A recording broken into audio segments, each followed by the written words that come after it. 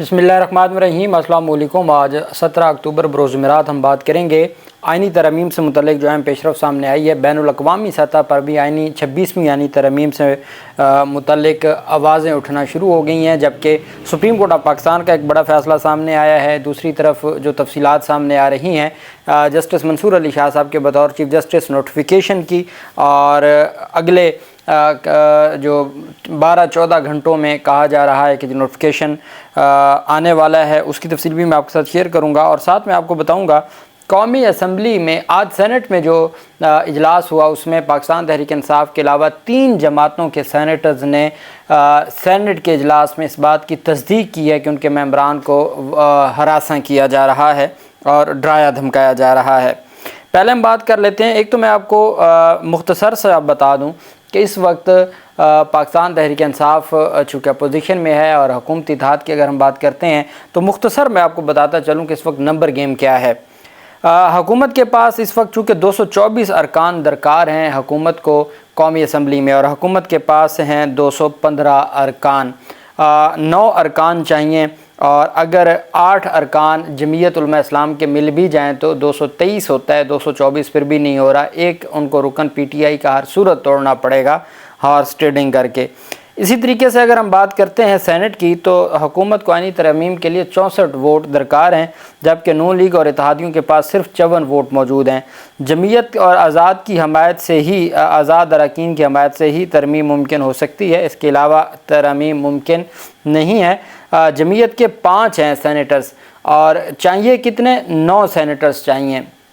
अब 9 senators 10 senators चाहिए। 64 दरकार हैं, 54 मौजूद हैं, 10 सेनेटर्स चाहिए। 5 जमीयत के हैं और बाकी वो चाहते हैं कि किसी तरीके से उनको 2 सेनेटर्स मिल जाएं बीएनपी मैंगल के, और बाकी इस तरीके से ये इस वक्त इनके पास जो टोटल स्ट्रेंथ है या नंबर गेम है 215 कौमी असम्बली में और 54 है इनके पास सेनेट में। अब हम आ जाते हैं, एक तो मैं आपको बता दूं जो मुजव्ज़ा ड्राफ्ट सामने आया है उसमें, और मौलाना फजल रहमान की जमात ने जो पार्लिमानी इजलास बुलाया है वो बहुत अहम है। 26वीं आइनी तरमीम के मुजव्ज़ा ड्राफ्ट की तैयारी के हतमी मराहल में दाखिल हो चुकी है। अहम नुकात सामने आए हैं। 26वीं आइनी तरमीम के मुजव्ज़ा ड्राफ्ट में सुप्रीम कोर्ट के 5 या 9 रुकनी आइनी बेंच के क़याम और सूबों में आइनी बेंच तश्कील न देने की तजवीज़ दी गई है। पहले था 5 सीनियर जजेस का, अब आ गई ये बात कि 5 जजेस हों या 9 जजेस का बेंच हो, और वो बेंच जुडिशल कमीशन बनाएगा, चीफ जस्टिस नहीं बनाएगा। मुजव्ज़ा ड्राफ्ट में शामिल तजावीज़ के मुताबिक आइनी बेंच की तश्कील जुडिशल कमीशन करेगा और आइनी बेंच का सरबराह भी जुडिशल कमीशन मुकर्रर करेगा, जबकि आइनी बेंच में रद्द व बदल का अख्तियार चीफ जस्टिस सुप्रीम कोर्ट को नहीं होगा कि जुडिशल कमीशन ही चीफ जस्टिस का भी जुडिशल कमीशन में आइनी बेंच के सरबराह का तयन भी वो करेगा और आइनी बेंच बनाएगा भी जुडिशल कमीशन होगा। वो 5 पहले था कि सीनियर जजेस पर, अब वो उनको सीनियर से तो बहुत परेशानी है। अब वो कहते हैं सुप्रीम कोर्ट के 5 या 9 जज हों और उनमें से उसका सरबराह भी और उसकी बेंच की तश्कील भी वो सारी जुडिशल कमीशन करेगा, जिसमें वज़ीर कानून भी फ़रीक हैं, पाकिस्तान बार कौंसिल का नुमाइंदा भी मेंबर है, अटॉर्नी जनरल भी नुमाइंदा है, और बाकी सुप्रीम कोर्ट के जजेस। मुजव्ज़ा ड्राफ्ट में शामिल एक और तजवीज़ यह है कि आइनी बेंच के तकर्रुर की मियाद मुकर्रर होगी, जबकि सुओ मोटो का सुप्रीम कोर्ट का अख्तियार ख़त्म करने के लिए तरमीम की तजवीज़ भी ड्राफ्ट का हिस्सा है। एक और तजवीज़ है कि सुप्रीम कोर्ट के चीफ जस्टिस का तकर्रुर 3 सीनियर जजेस में से हो, जबकि चीफ इलेक्शन कमीशन के तकर्रुर का तरीक़ाकार तब्दील करने की तजवीज़ दी गई है। अब जिस बात के ऊपर मसला है वो ये है कि जो मौजूदा हुकूमत है वो ये चाहती है कि 3 जजेस में से अगर तकर्री हो या 5 में से हो चीफ जस्टिस की, तो वो अब से हो। जमीयत उलमा इस्लाम कह रही है कि आप मंसूर अली शाह साहब का पहले नोटिफिकेशन जारी करें। सेनेटर कामरान मुर्तज़ा ने कहा है कि सबसे पहले आप मंसूर अली शाह का नोटिफिकेशन जारी करें, उसके बाद बात होगी, पहले बात भी कोई नहीं होनी। आप पहले मंसूर अली शाह का नोटिफिकेशन जारी करेंगे और ये जो आइनी तरमीम है ये उसके बाद इतलाक़ होगा, और हो सकता है कि ये 25 अक्टूबर के बाद हों। इस बात के ऊपर अब मामलात गंभीर हो चुके हैं, और चूँकि जमीयत उलमा इस्लाम चाहती है कि मंसूर अली शाह को चीफ जस्टिस बनाएं, उसके बाद बाकी बातें हों, लेकिन हुकूमत चाहती है कि मंसूर अली शाह साहब से पहले ये सारा कुछ हो। अब जमीयत की जानिब से ये शर्त आयद की गई है कि पहले आप मंसूर अली शाह का नोटिफिकेशन जारी करेंगे और उसके बाद हम आगे बढ़ेंगे। इसी पर फिर जमीयत ने अपनी पार्लिमानी कमेटी का 8 MNAs और 5 سینیٹرز ان کا اجلاس بلایا ہے اور 7 پاکستان تحریک انصاف کے ساتھ بھی اجلاس ہے۔ 18ویں آئینی ترمیم کو مکمل بحال کرنے اور 19ویں آئینی ترمیم کو مکمل ختم کرنے کی تجویز ڈرافٹ میں شامل ہے۔ مجوزہ ڈرافٹ کے مطابق آرٹیکل 63A میں ترمیم کے تحت پارٹی پالیسی کے تحت ووٹ شمار ہوگا، جبکہ آرٹیکل 48 میں ترمیم بھی مجوزہ آئینی ڈرافٹ میں شامل ہے، اور بھی چیزیں ہیں۔ تو یہ اس وقت تک کی پیش رفت ہے۔ اب آگے چل کے آج جو معاملہ ہوا اور جس طریقے سے سینیٹرز کی جانب سے اپنے دکھ بیان کیے گئے، ANP کے سینیٹر نے کہا جی کہ کس طریقے سے ہراساں کیا جا رہا ہے۔ جو BNP مینگل کی خاتون سینیٹر ہے وہ تو رو پڑی اور وہ آبدیدہ ہو گئی، اور انہوں نے کہا جی کہ جس طریقے سے ہمارے ساتھ جو سلوک کیا جا رہا ہے۔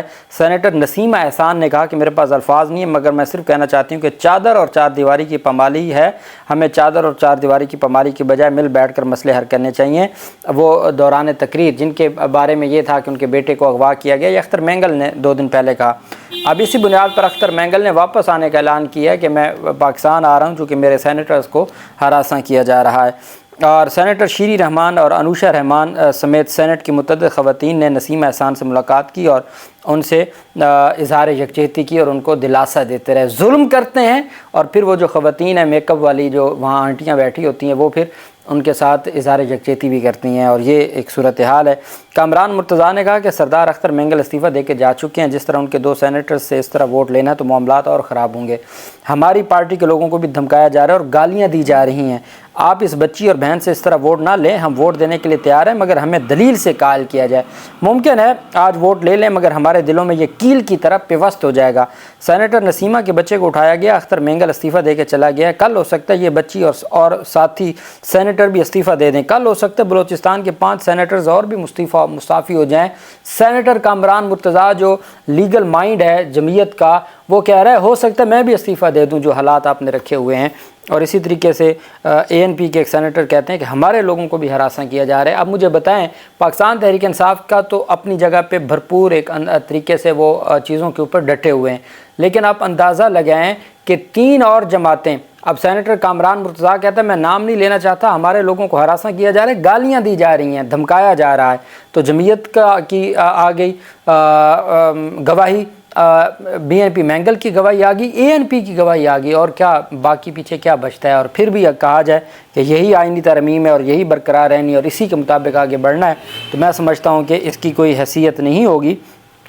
اب جو 2 بڑی پیش رفت سامنے آئی ہیں، ایک تو 304 سندھ ہائی کورٹ بار ایسوسی ایشن کے جو ممبران ہیں، انہوں نے چونکہ سندھ بار کونسل اور کراچی بار ایسوسی ایشن نے کنونشن کر کے آئینی ترمیم کے خلاف کھڑے ہو گئے، لیکن سندھ ہائی کورٹ بار ایسوسی ایشن نے اس دن جو پیپلز لائرز فورم ہے انہوں نے کنونشن میں بھی حالات خراب کرنے کی کوشش کی، اور سندھ ہائی کورٹ بار ایسوسی ایشن بلاول کے ساتھ کھڑی ہے۔ تو جو ممبران ہیں سندھ ہائی کورٹ بار ایسوسی ایشن کے، جو آج سندھ ہائی کورٹ میں موجود تھے، درخواست پر 304 سندھ ہائی کورٹ بار ایسوسی ایشن کے ممبران وکلا نے دستخط کیے ہیں۔ مطالبہ کیا گیا ہے سندھ ہائی کورٹ بار ایسوسی ایشن سے کہ آپ ان آئینی ترمیم کے خلاف کھڑے ہوں اور آپ ان جو آئینی ترمیم ہیں ہر صورت ان کے خلاف آپ سٹینڈ لیں۔